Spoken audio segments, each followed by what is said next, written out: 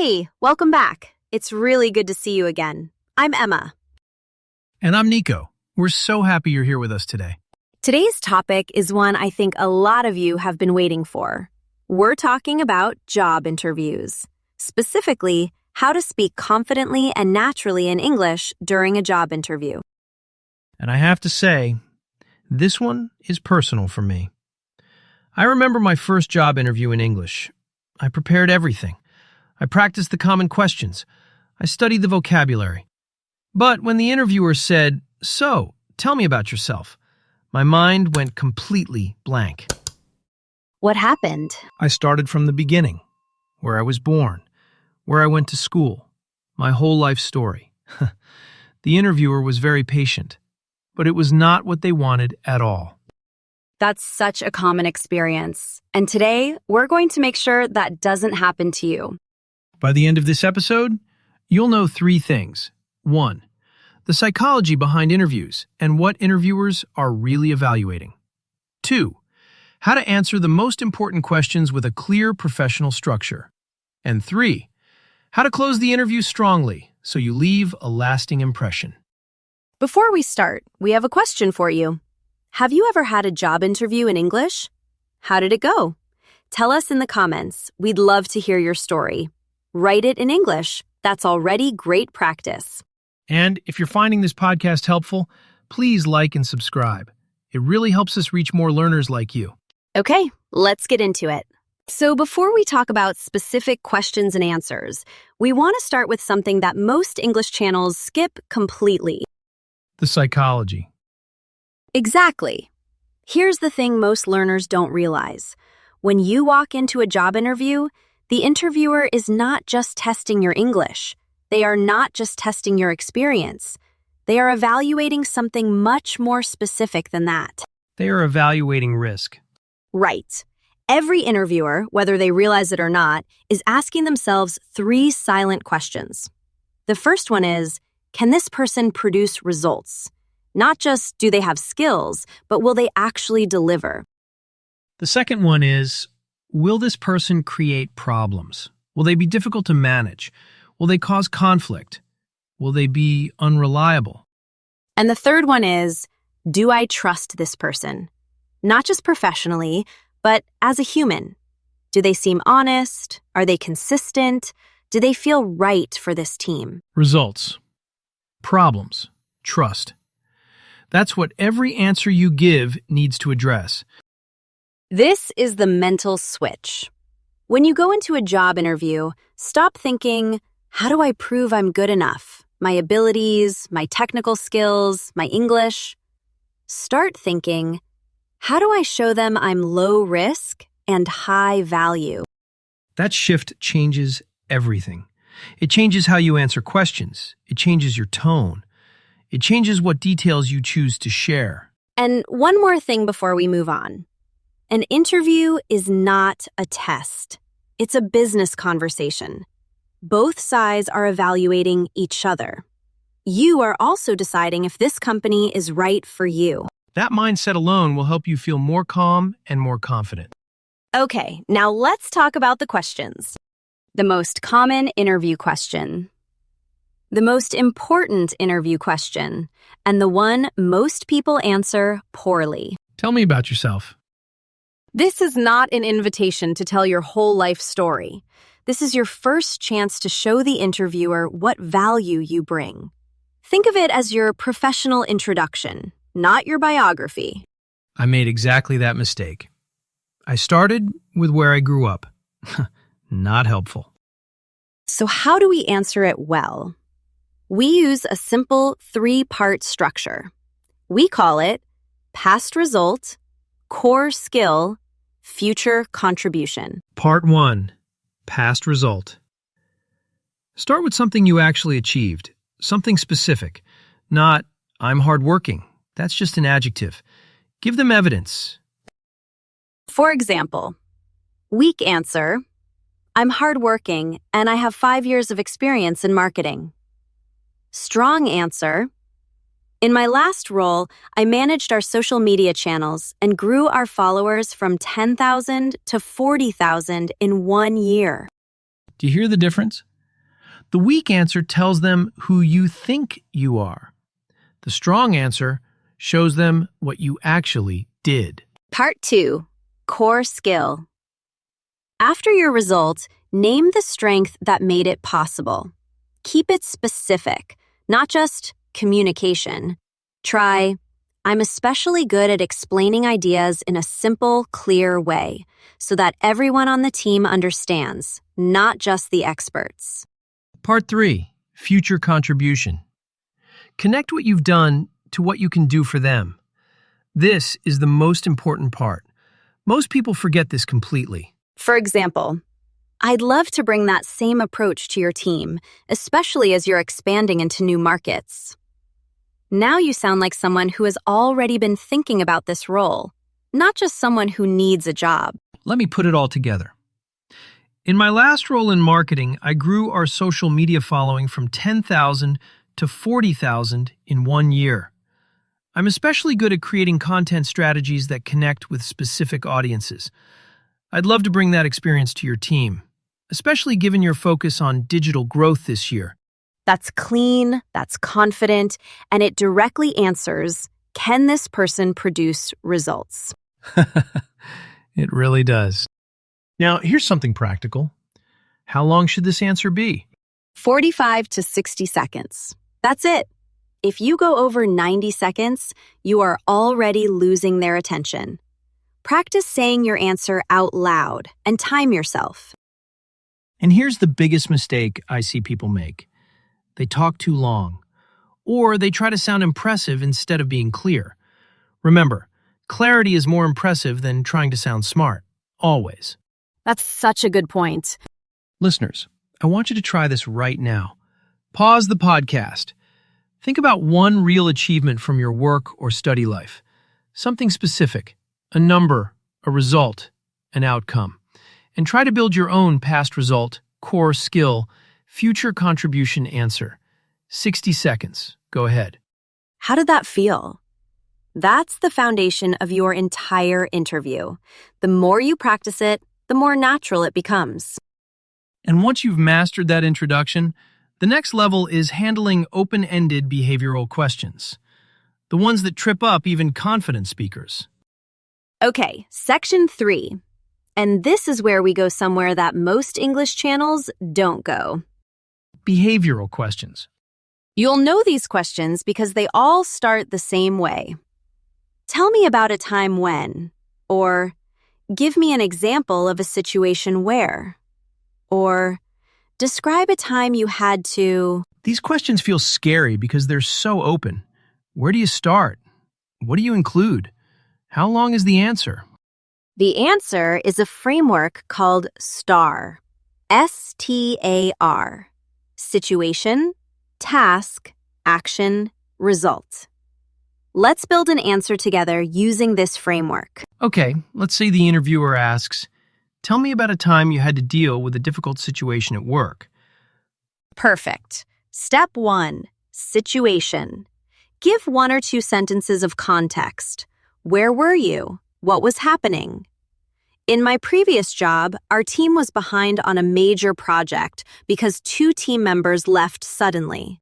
Step 2, task. What was your specific responsibility in that situation? I was asked to take over their responsibilities and keep the project on schedule. Step 3, action. This is the most important part. What did you specifically do? Not your team, not your manager. You. I reorganized the workflow, held a daily 15-minute check-in with the remaining team, and communicated the new timeline clearly to the client.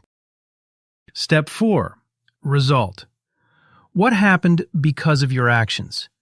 Be specific if you can. Use numbers. We delivered the project only 3 days late, the client was understanding, and our manager actually used our new workflow system for future projects. That's a great result. Put it all together, and you have a professional, structured answer that shows all 3 things. You produced results, you didn't create problems, and you can be trusted. Now, how long should a STAR answer be? 1 to 2 minutes, no more. The most common mistake is spending too much time on the situation and not enough on the action. The interviewer wants to know what you did, not just what happened around you. Listeners, here's your practice moment. Think of one challenge you faced at work or school. It doesn't have to be dramatic, it just has to be real. Try running through STAR in your head. Situation, task, action, result. Even just thinking through the structure helps. The more you practice this framework, the more confident you'll sound, even if your English isn't perfect. Structure shows the interviewer you know what you're doing. That alone makes you stand out. Okay, 2 more classic job interview questions. What is your greatest strength and what is your greatest weakness? Let's start with strengths. The mistake here is being too generic. If you say, I'm a hard worker, or I'm a good communicator, those answers mean nothing. Every candidate says those things. Instead, name a specific strength and then immediately back it up with evidence. For example, instead of, I'm good at problem solving, try, I'm good at breaking down complex problems into smaller steps. In my last project, when we hit a technical error 3 days before launch, I organized the team and we identified and fixed the issue in 6 hours. Specific, evidence-based, much more memorable. Now, the weakness question. This one makes a lot of people very nervous. Here's the formula. Real weakness plus corrective action plus current progress. 3 parts. Step 1. Name a real weakness, not a fake weakness. Don't say, I work too hard, or I'm a perfectionist. Interviewers have heard these thousands of times. It sounds dishonest. Step 2. Explain what specific action you are taking to improve it. Step 3. Show the progress you've already made. Here's an example. I used to struggle with public speaking, so I joined a weekly presentation group at my previous company. Now I'm comfortable presenting to groups of 20 or 30 people, and I actually enjoy it. Real weakness, corrective action, current progress. That answer shows you understand yourself and you're willing to grow. Both things interviewers respect deeply. Now, Nico, I want to mention something important here, especially for our listeners who come from cultures where humility is valued, like many East Asian cultures, including Korea. Yes, this is something I had to learn too. In Korean culture, for example, it's respectful to say things like, I still have a lot to learn, or I'm not very experienced yet. That shows respect and modesty. But in a Western job interview, that same answer can sound like, I'm not ready for this job. The goal is not arrogance, and it's not false modesty either. The goal is what we call confident humility. You acknowledge you're still growing, but you show what you have already achieved. Instead of, I'm still not very good at leadership, try, I'm continuing to develop my leadership skills. I've already led 2 cross-department projects, and I'm actively seeking more opportunities to grow in that area. Same honest message, very different impression. You've answered all their questions. The interview is almost over. Now the interviewer asks, do you have any questions for us? Never say no. Never. Even if they already answered everything you wanted to know, prepare 2 or 3 questions in advance. Asking questions shows you did your research, and you are serious about taking the role. Good questions to ask. What does success look like in this role after the first 90 days? That shows you're thinking about performing, not just getting hired. What do you enjoy most about working here? That's conversational and human. It can open a real dialogue. What would be the biggest challenge for someone coming into this role? That shows you're realistic and prepared to face difficulty. Now, salary. If they bring it up, keep your answer calm and professional. Here are 2 useful phrases. Based on my research and experience, I'm looking for something in the range of X to Y. That shows you've done your homework and you have a clear sense of your value. I'm open to discussing compensation. That means salary and benefits, once I understand the full scope of the role. That's a graceful way to say, let's talk more before I commit to a number. And finally, your closing line. How you leave the room or end the call matters more than most people realize. Don't just say thank you. Close with confidence. Something like, I'm really excited about this opportunity. I believe I can contribute to your team in a meaningful way. What would be the next step in the process? That line does three things. It expresses genuine interest. It positions you as a contributor, not a candidate. And it moves the conversation forward professionally. That's your closing power move. One last practical tip. Within 24 hours of your interview, send a short follow-up email. 3 sentences. That's all you need. Here's a template you can use. Dear name. Thank you for meeting with me today. I really enjoyed learning more about the role and your team. I'm excited about the opportunity to contribute, and I look forward to hearing about the next steps. Best regards, your name. Simple, professional, memorable. Very few candidates do this, which means if you do, you immediately stand out. Wow, we covered a lot today. We did. Let's recap quickly. We started with the psychology, results, problems, trust. Then we covered the 3-part introduction framework, the STAR method for behavioral questions, strengths and weaknesses with confident humility, and finally, how to close strong and follow up. 5 frameworks, all of them practical. All of them are things you can use in your very next interview. Before we go, we just want to say, truly, thank you for listening. We want to see your English interview skills improve, and we would love to hear about your success when you get that job. A little preparation now can completely change how confident you feel in the room. The next time you walk into an interview, you won't be hoping it goes well. You'll be ready. So here's our question for you. What's the one thing from today that you're going to practice before your next interview? Write it in the comments. Even writing the answer in English is already great practice. And remember, an interview is not a test. It's a business conversation. Go in as an equal. Speak with clarity and calm. And trust what you've prepared. It was great to have you here with us today. And good luck with your next interview. We're rooting for you. We'll see you next time. Bye, everyone. Bye.